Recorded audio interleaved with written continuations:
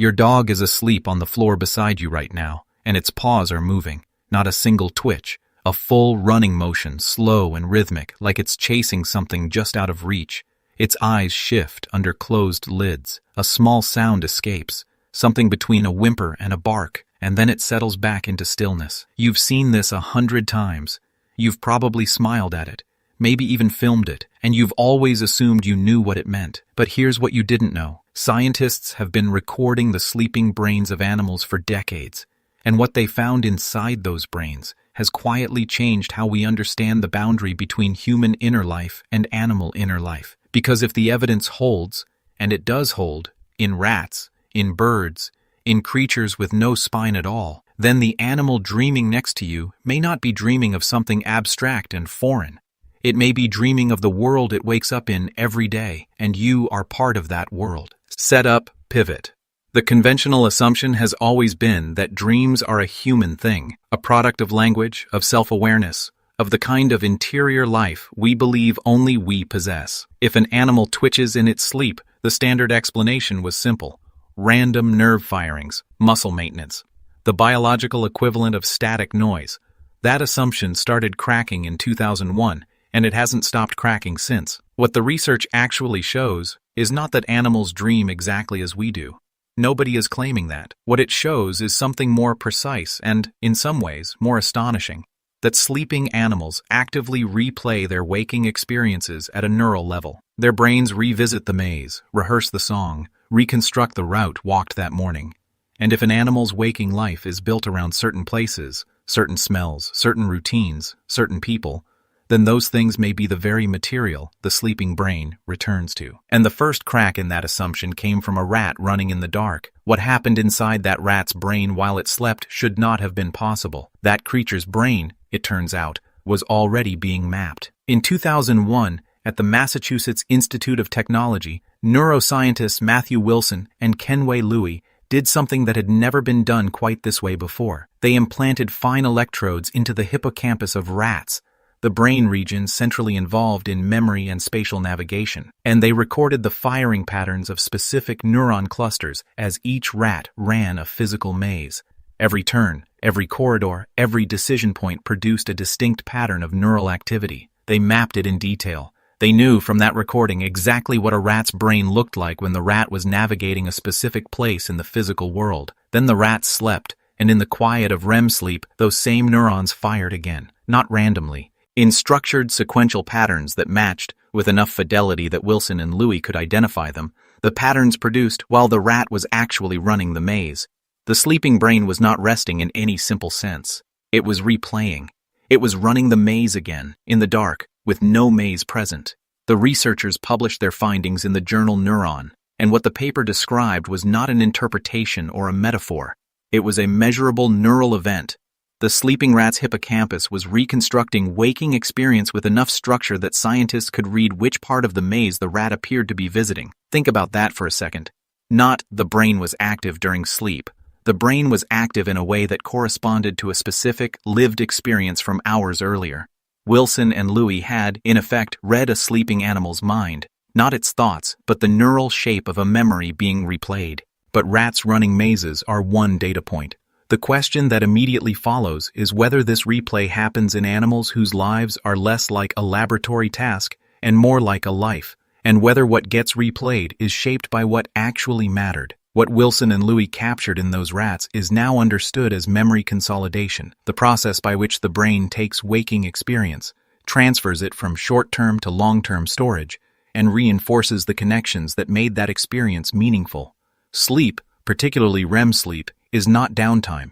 It's the active phase of that process. The field of sleep neuroscience has built a reasonably clear picture of what this looks like mechanically. During REM sleep, the hippocampus and the neocortex engage in a coordinated dialogue, replaying patterns from the day's experience in compressed time, strengthening synaptic connections, and integrating new information into existing memory structures. In humans, this process is associated with the vivid, narrative quality of dreaming. In rats, what's visible isn't narrative, it's the neural signature of a specific route through a specific space, replaying with structural integrity. The point is not that rats experience dreams the way you experience dreams. The point is that the underlying mechanism, experience in, replay during sleep, memory reinforced, appears to be shared, and shared mechanisms across species have a long scientific track record of meaning something important about biology. Deirdre Barrett, a dream researcher at Harvard Medical School who has studied animal sleep extensively, has stated that dogs almost certainly dream from the material of their daily lives. Her reasoning follows directly from the mechanism. If the consolidation process works similarly across mammals, and dogs are deeply social mammals whose days are structured largely around interactions with their owners, then those interactions are precisely the kind of high-salience experience a sleeping brain would prioritize for replay. The brain doesn't consolidate everything equally. It consolidates what mattered. It returns, again and again during sleep, to the experiences that carried the most emotional and biological weight during the day. For a dog, those experiences have a face, they have a voice, they have a smell that is unlike any other smell in the dog's world. The mechanism predicts it, but the mechanism is not the strangest part. The strangest part is that this pattern doesn't stop at mammals. In the year 2000, 1 year before Wilson and Louie published their rat data, researchers Amish Dave and Daniel Margoliash at the University of Chicago published a paper in the journal Science. They had been recording neural activity in zebra finches, small songbirds that learn their songs through repetition during waking hours, and they found something that, in a different era, might have seemed too precise to be believed. The brain areas that fired when a finch sang during the day fired again in matching patterns during the finch's sleep. The sleeping bird was rehearsing. Its brain was running the song, the same timing, the same structure, with no sound, no physical movement, no external stimulus present at all. That a mammal might replay a maze is one thing. That a bird, with a fundamentally different brain architecture, separated from mammals by hundreds of millions of years of independent evolution, would replay a learned vocal pattern during sleep, that is something else entirely.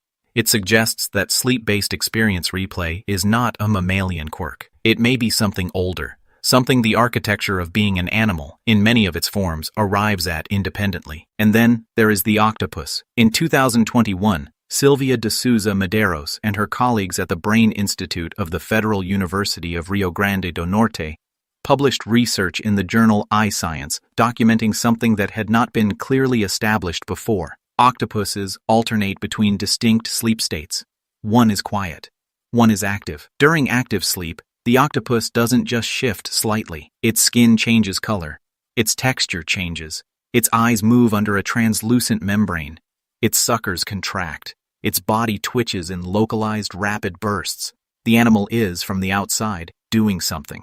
And it's doing it while sealed inside sleep. Medeiros and her team documented these skin color changes systematically across multiple individuals, and the parallel to REM sleep behavior in mammals and birds was explicit in their analysis. A sleeping octopus changes color, not because the ocean changed, not because a predator appeared, because something inside its nervous system is doing something with the day. The counterintuitive fact the data keeps arriving at is this. The octopus and the rat and the zebra finch share almost nothing in terms of evolutionary history or brain architecture. The last common ancestor of an octopus and a rat lived roughly 600 million years ago, a creature so simple it had no brain in any modern sense, and yet all three show an active sleep state in which internal neural and behavioral activity reflects waking experience. Something about the problem of being alive, of moving through a world and needing to remember it, keeps producing the same solution. Sleep is where the day gets kept. That's not a metaphor. That's what the data shows. Your dog is in REM sleep right now, or it was an hour ago, or it will be tonight. And its brain is doing something specific, not drifting, not idling. It's running the consolidation process that runs in rats, that surfaces in birds, that flickers visibly across the skin of a sleeping octopus. It's taking the day's experiences and deciding, at a level beneath anything voluntary, which ones mattered enough to keep, which ones get reinforced, which ones get woven into the long memory of what the world is and how to move through it. And your dog's day is not complicated in the way a human day is complicated. It doesn't have a commute or a deadline or a conversation it's replaying with regret. What your dog's day is built around is specific and physical and immediate. It's the sound of your voice at a register it recognizes from across the house, the smell that's particular to you, not a person, not a human. You, specifically, the way no two people smell identical, and a dog with 300 million olfactory receptors to your 6 million knows the difference without thinking. It's the walk you took together that morning, the specific streets, the specific pace, the moment you stopped and waited while it investigated something at the base of a fence. It's the way you came through the door and your dog's entire body responded before you'd even spoken. That specific threshold moment, the return, which behavioral researchers have documented as one of the highest arousal events in a domestic dog's daily experience. These are not minor moments in your dog's day. They are, by any behavioral measure, the most important moments in your dog's day. The moments the brain is most likely to flag as worth keeping. Puppies and older dogs tend to show more visible sleep movement than healthy adult dogs in their prime, which fits the consolidation picture directly. Young animals processing an overwhelming volume of new experience, older animals with sleep architecture that has shifted over time.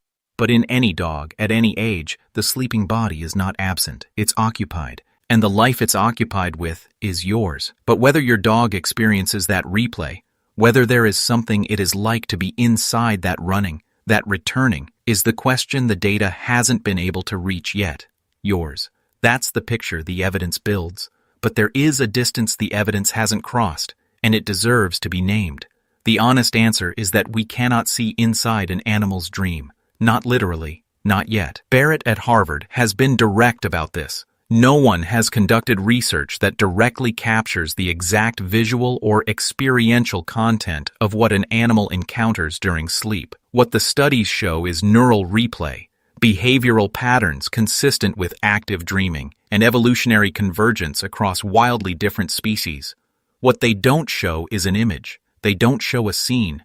They don't show your face. The gap between the hippocampus replays structured waking patterns and your dog dreams about you specifically is real, and it deserves to be named rather than papered over. The mechanism predicts it. The behavior is consistent with it. But science has not closed that distance with direct evidence, and it may not be able to close it with the tools currently available, because there is no technology that translates a sleeping animal's neural firing into a picture of what, if anything, that animal is experiencing. What the data cannot reach is the interior, the felt quality, if there is one. Whether there is something it is like to be a sleeping zebra finch replaying its song in silence. Whether there is something it is like to be a sleeping rat running a maze it cannot see.